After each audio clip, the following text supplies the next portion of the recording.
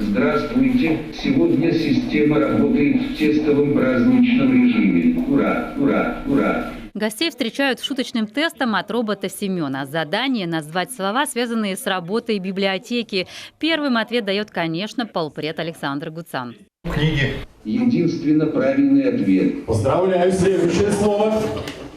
Дальше интерактив от сотрудников библиотеки. Посидеть в мягких креслах с книжкой в руках гости, конечно, не успели. Но все преимущества уникального пространства оценили. Интерьер в стиле финно-угорских народов на лесную тематику. Впрочем, таежный ландшафт и северный климат благополучно соседствуют с инновационными технологиями.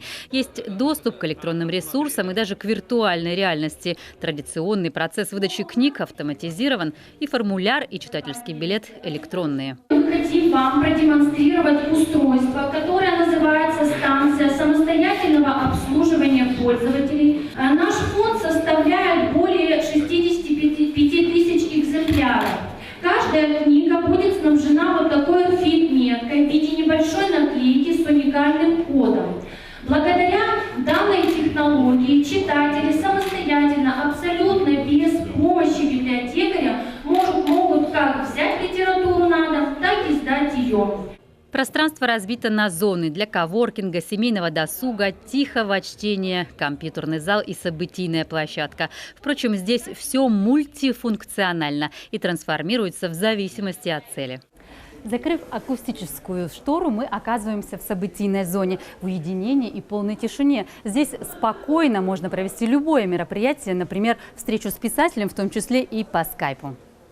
Модельные библиотеки в Коми начали создавать еще в 2004 году, а потому к моменту, когда в стране объявили конкурс проектов библиотеки нового поколения, республика оказалась самым активным участником. Из 16 наших заявок 9 прошли отбор и получили финансирование. Общая сумма – 55 миллионов рублей. Сыктывкарская библиотека оказалась в числе победителей. Это действительно была очень большая проблема, в том числе для нашего проектного офиса, потому что все заявки, подготовленные Республикой Коми, надо сказать, были очень высокого класса, и нам было очень тяжело по сравнению с ними отбирать некоторые другие регионы. Так что вы задали очень высокую планку. Спасибо.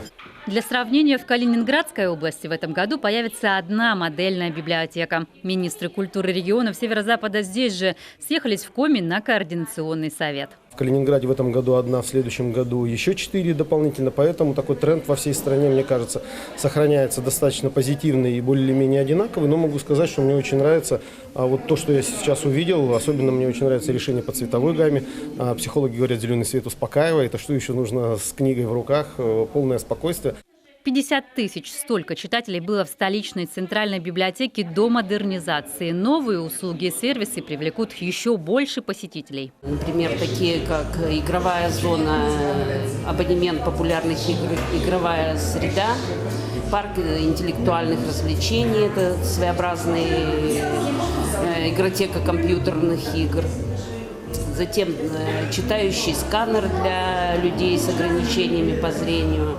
Все библиотеки региона и страны должны стать современными. Это место притяжения для жителей, отметил Александр Гуцан. И федеральный конкурс будет продолжаться в рамках нацпроекта «Культура». Каждый год это апгрейд 110 муниципальных библиотек. Ольга Коняева, Павел Фетисов, телеканал Юрган, Сыктывкар.